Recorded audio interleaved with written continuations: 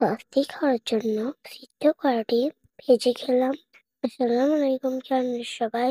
সকালে বা সন্ধ্যায় সিদ্ধ করা ডিমটা সবাই খেয়েছি।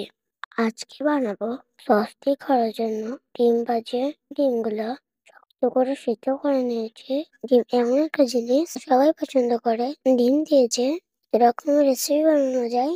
কড়াইয়ের মধ্যে ডিমটা দেওয়ার সময় একটু দুধ থেকে দিয়েছিলাম। তেলটা যেহেতু গরম, সাবধানে কাজ করাই ভালো। কড়াইয়ের মধ্যে তেল দিয়ে তেলের পরিমাণটা কম করে দিয়েছি। ডিম ভাজতে গেলে তেল বেশি লাগে না। 4টি ডিম নিয়েছি, সেই পরিমাণ তেল দিয়েছি। কড়াইয়ের মধ্যে দিয়ে যা যা মশলা অ্যাড করবো একটা একটা করে দিয়ে দিব। বেশি কিছু মশলা অ্যাড করবো না। গোড়ামরিচ, হলুদ, লবণ দিয়ে নাড়াচাড়া করে সিদ্ধ করা ডিম ভাজার সময় ডিমগুলো ফুটে সেদ্ধ করা ডিম ভাজার সময় মুড়ি বা খয়ের মতো ডিমগুলো ফুটে খুন্তি দিয়ে ডিম ভাজার সময় ডিমটা যদি একটু একটু একটু করে ফুটো করে নিতে হবে। সেই ক্ষেত্রে ডিমগুলো খুব কমই ফুটবে। সবগুলো ডিম একটু একটু করে ফুটো করে নিয়েছি।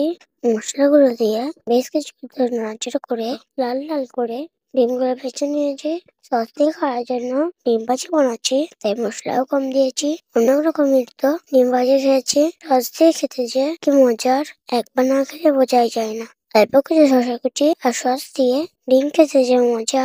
ডিম ভাজি গুলো লাল লাল করে ভেজে নিয়েছি। কত কেমন হয়েছে, আর খেতেও অনেক মজার ছিল। ডিম ভাজি বানানোর সময় খুন্তিতে একটু ফুটো করে নিবে। ডিমগুলো সেক্ষেত্রে বেশি ভালো করে ভাজা হবে, আর বেশি সময়ও লাগবে না। ভালো থাকে সবাই, দেখা হবে পরের ভিডিওতে। আল্লাহ হাফেজ।